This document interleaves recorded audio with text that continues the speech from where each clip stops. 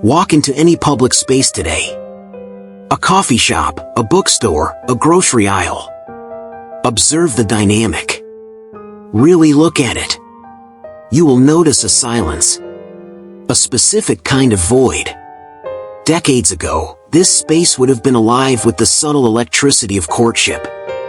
Glances exchanged. Small talk initiated. The nervous, exciting energy of a man walking up to a woman to introduce himself. But today, men walk past attractive women as if they are made of glass. As if they are invisible. There is no eye contact. There is no smile. There is only a rigid, calculated distance. To the casual observer, or perhaps to the women waiting to be approached, this looks like cowardice. The narrative we are fed is that modern men have become weak, lazy, or socially inept. We are told that testosterone has plummeted and courage has evaporated. But I am here to tell you that is a lie. Men have not lost their courage. They have simply found their calculators. What you are witnessing is not a failure of masculinity, it is a triumph of pattern recognition.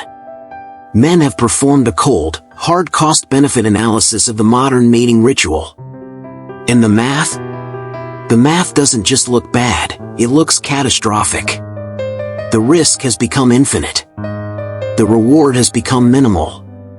And the entire infrastructure of courtship has been rigged with tripwires that can detonate a man's reputation, career, and social standing before he finishes a sentence. You are not crazy for noticing this. You are simply awake. Today, we are going to dissect the great opt-out. We are going to look at the invisible ledger every man balances in his head before he decides to stay silent. Let's start with the baseline. Your grandfather lived in a world of symmetric risk. If he approached a woman at a diner and she wasn't interested, the worst-case scenario was a moment of awkwardness. A polite no, a bruised ego, and life went on. The rejection was private, fleeting, and forgotten by dinner time. Now, contrast that with the asymmetric risk of today.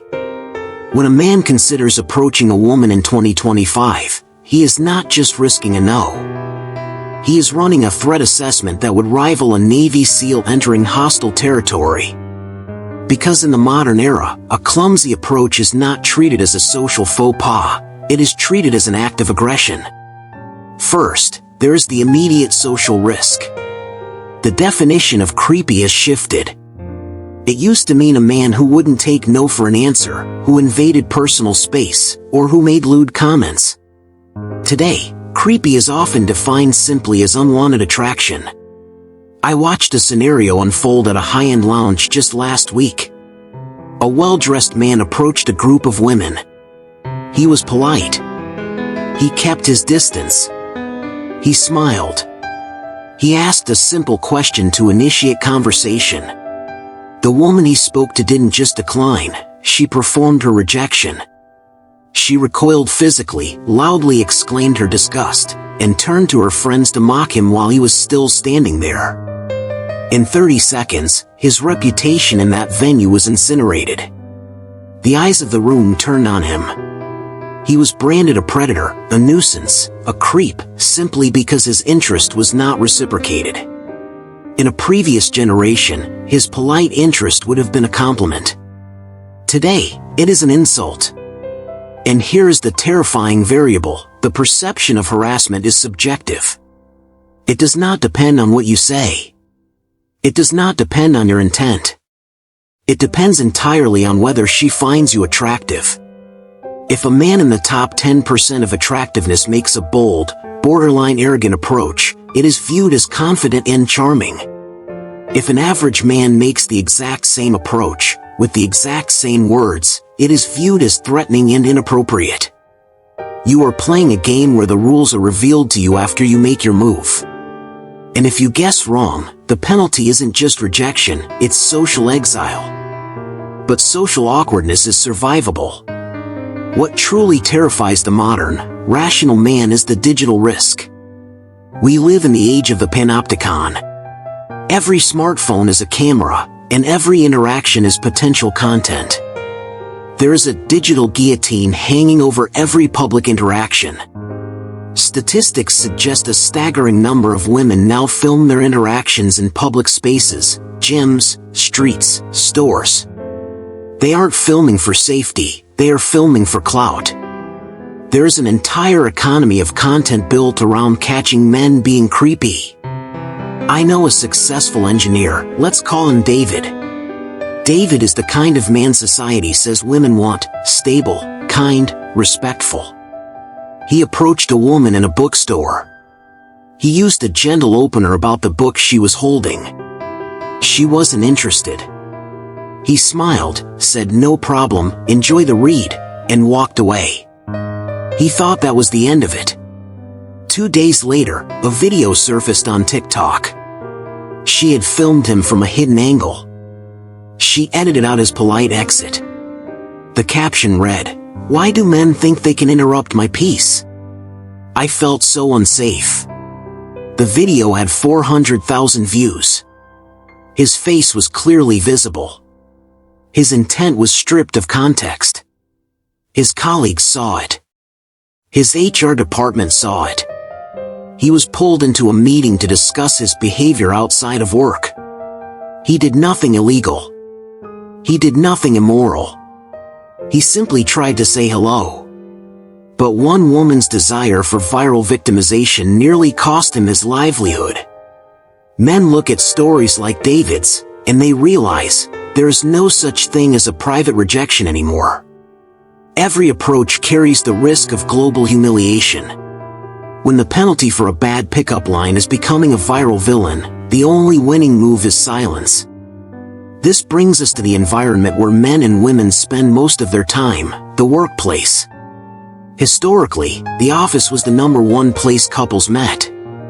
It made sense. You work together, you share values, you understand each other's stress. But today, the workplace is a minefield where a single misstep can detonate a career you spent 20 years building. The Me Too movement was necessary.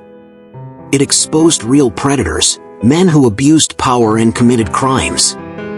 No rational man defends Harvey Weinstein. But as with all revolutions, there was collateral damage. The pendulum swung so hard it smashed the mechanism of normal human interaction.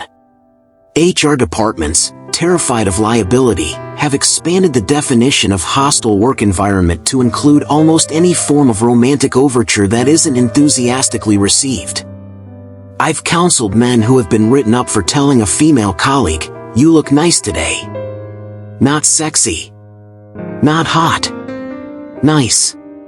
That compliment, filtered through the lens of modern HR policy, became unwanted attention, creating an uncomfortable atmosphere. The message sent to men is clear: your livelihood is less important than her comfort. And remember, accusations in the corporate world do not require proof beyond a reasonable doubt. They operate on the preponderance of evidence, and often, the accusation itself is enough to stall a promotion or tarnish a reputation. Why would a man risking his mortgage, his retirement, and his professional legacy to ask a coworker for coffee? He wouldn't. He keeps his head down, does his work, and avoids being alone in the elevator. It's not coldness, it's survival. So, men retreated from the real world. They were told, don't bother women in public. Don't bother women at work. Use the apps. That's where people go who want to be approached. So, men went to the apps. And that is where they discovered the game wasn't just rigged, it was broken. Let's look at the numbers. Numbers do not care about your feelings. The average man, decent job, average height, average looks, is essentially invisible on modern dating platforms. The Gini coefficient of dating apps, the measurement of inequality, is worse than the economy of a third-world dictatorship. The top 10% of men receive 80% of the attention. This isn't bitter speculation, this is data scraped from the servers of Tinder and Bumble. I recently audited the experience of a client. He is 35, fit, earns a good living, and wants a family. He spent 6 months on 3 major apps. He paid 4 gold status. He paid 4 boosts. He spent nearly $400. His results? 2,000 swipes, 0.47 matches, 0.7 responses, 0.0 dates. This man is a catch in the real world. But in the digital marketplace, he is competing with thousands of other men on a screen the size of a playing card, where he is judged instantly on static criteria: height, jawline, photo quality. The apps promised an efficient market. Instead, they created a winner-take-all economy. Women on these apps are drowning in attention. A woman with a mediocre profile will wake up to 50 likes. She has an all-you-can-eat buffet of validation in her pocket. Why would she give the time of day to the man approaching her in the grocery store when she has 47 unread DMs from men she has already pre-screened? Why would she tolerate the friction of a real-life conversation when she can swipe for a dopamine hit? The digital age didn't just change dating, it destroyed the scarcity of male attention. And without scarcity, there is no value. This abundance of digital attention has created a distortion field in the minds of many women. It has completely decoupled their self-perception from their market reality. When you have hundreds of men liking you, even if they are just casting a wide net, you begin to believe that you deserve the top tier of that pool. The average woman now demands the exceptional man as her baseline. We see the list of requirements everywhere: must be 6 feet tall, must make 6 figures, must travel, must be emotionally available but stoic, must have no baggage. I counseled a woman recently, 36 years old, struggling with significant debt, working a job with no upward mobility. She wondered why she was single. When I asked about her type, she described a man who statistically represents 0.5% of the male population. When I asked what she brought to the table to attract this phantom aristocrat, she became defensive. "I am the table," she said. "I shouldn't have to prove my worth." This is the entitlement gap.